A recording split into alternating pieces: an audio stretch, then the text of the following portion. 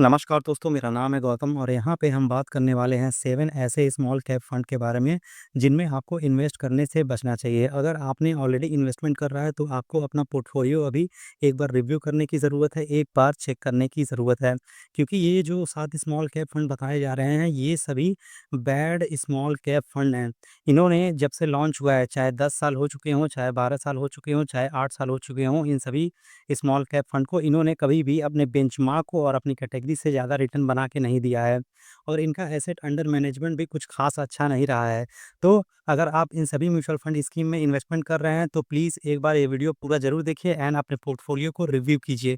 और इसके अलावा हम जानेंगे कि कौन-कौन से अच्छे म्यूचुअल फंड भी हैं। तो चलिए बिना किसी देरी के देखते हैं कि आखिर कौन-कौन से वो खराब स्मॉल कैप फंड हैं, जिनमें हमें इन्वेस्टमेंट करने से बचना चाहिए। वीडियो बहुत ही ज़्यादा इन्फॉर्मेटिव है। सो आपसे रिक्वेस्ट है, वीडियो को पूरा ज़रूर देखिएगा एंड पसंद आएगा तो लाइक, शेयर एंड सब्सक्राइब कर दीजिएगा। तो चलिए आगे बढ़ते हैं। देखिए, ये रहा पूरा फंड का नाम। टोटल मैं बता दूँ कि यहाँ पे टोटल 7 स्मॉल कैप फंड हैं, जिन्होंने बहुत ही खराब प्रदर्शन किया है और इनमें बड़े-बड़े भी एएमसी के फंड हैं। जैसे कि अगर मैं बात करूँ, आईसीआईसीआई प्रूडेंशियल काफ़ी अच्छा नाम है इसका, आदित्य बिरला सन लाइफ ये भी काफ़ी अच्छा नाम है। इसके अलावा यूनियन का देखेंगे, कैनरा रोबेको का देखेंगे, डीएसपी स्मॉल कैप देखेंगे, तो ये सभी काफ़ी पॉपुलर नाम हैं म्यूचुअल फंड इंडस्ट्री में। लेकिन इनका स्मॉल कैप की फंड में रिटर्न काफ़ी खराब रहा है। ये आपको जो दिख रहा है, इन सभी फंड के एज दिख रहा है, मतलब इतने पुराने हो चुके हैं। एक चीज़ यहाँ पे, सारी चीज़ें एक्सप्लेन करने से पहले मैं यहाँ पे आपको बता दूँ कि ये जो जितने भी म्यूचुअल फंड स्कीम है, इन्होंने अपनी कैटेगरी पहले लिख दूँ मैं, और इसके अलावा जो बेंचमार्क होता है, बेंचमार्क, ठीक है? इनको कभी भी बीट नहीं किया है, इनसे ज़्यादा रिटर्न बना के नहीं दिया है। तो नीचे लास्ट में आपको दिख रहा है कैटेगरी का एवरेज रिटर्न। यहाँ पे हमने कंपैरिज़न के लिए लिया है 1 year, 3 year, 5 year, 7 year and 10 year का डेटा।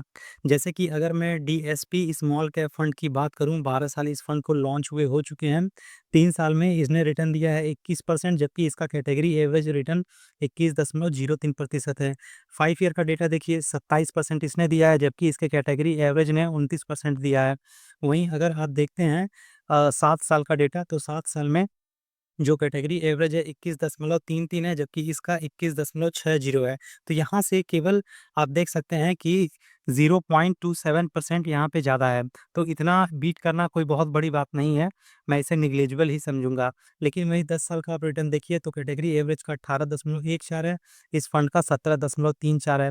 तो ओवरऑल बात करें तो इन सभी म्यूचुअल फंड स्कीम का यहाँ पे रिटर्न आपको लिखा है, आप चाहें तो ये जो नीचे कैटेगरी का एवरेज रिटर्न लिखा है, यहाँ से डिटेल में कंपेयर करके देख सकते हैं कि कौन से फंड ने कितना कम रिटर्न बना के दिया है। एक और है आईसीआईसीआई प्रूडेंशियल का भी देख लीजिए।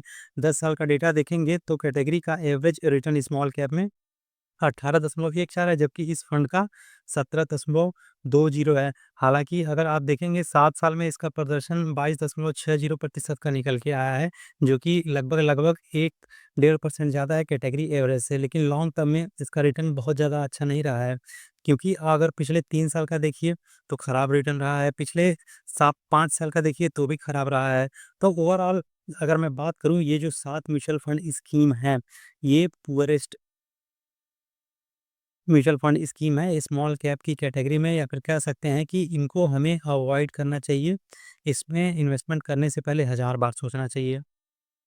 तो अगर आपको इन्वेस्टमेंट करना है स्मॉल कैप फंड में, तो यहाँ पे मैं आपको साफ-साफ बता दूँ कि देखिए, अगर स्मॉल कैप में बात करेंगे, स्मॉल कैप फंड्स की कैटेगरी में, तो टोटल आपको 30 स्मॉल कैप फंड मिल जाएँगे।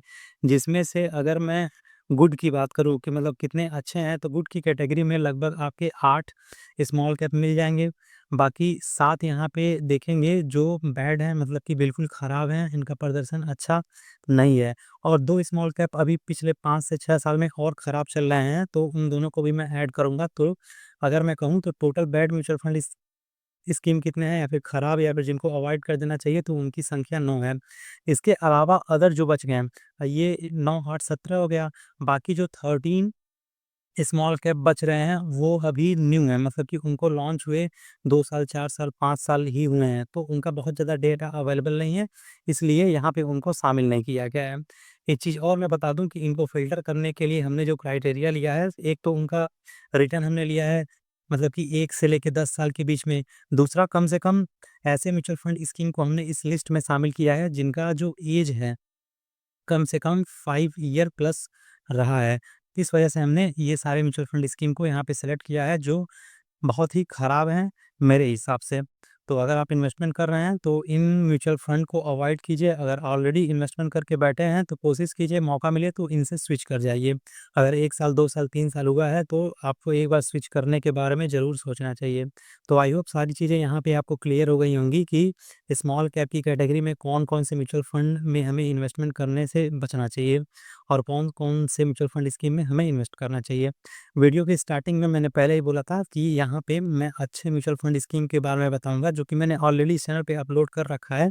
आप स्क्रॉल डाउन करेंगे वीडियो वाले सेक्शन में इस चैनल पे तो आपको मिल जाएँगे कि कौन-कौन से स्मॉल कैप की कैटेगरी में टॉप स्मॉल कैप फंड है जिसमें इन्वेस्ट किया जा सकता है। तो वीडियो समाप्त होता है, वीडियो इन्फॉर्मेटिव लगा हो तो please like, share and subscribe कर दीजिएगा। एंड जाते-जाते बस इतना कहना चाहेंगे कि यहाँ पे जो कुछ भी बताया गया है केवल और केवल एजुकेशन एंड अवेयरनेस पर्पज़ के लिए बताया गया है। किसी भी तरह के फाइनेंशियल प्रोडक्ट को खरीदने-बेचने की सलाह-मशवरा, रिकमेंडेशन, सजेशन नहीं दिया जाता है। मार्केट में रिस्क होता है तो जब भी इन्वेस्टमेंट करना है अपने खुद के रिस्क पर करना है। तो फिर मिलते हैं नेक्स्ट वीडियो में, तब तक के लिए जय हिंद, जय भारत।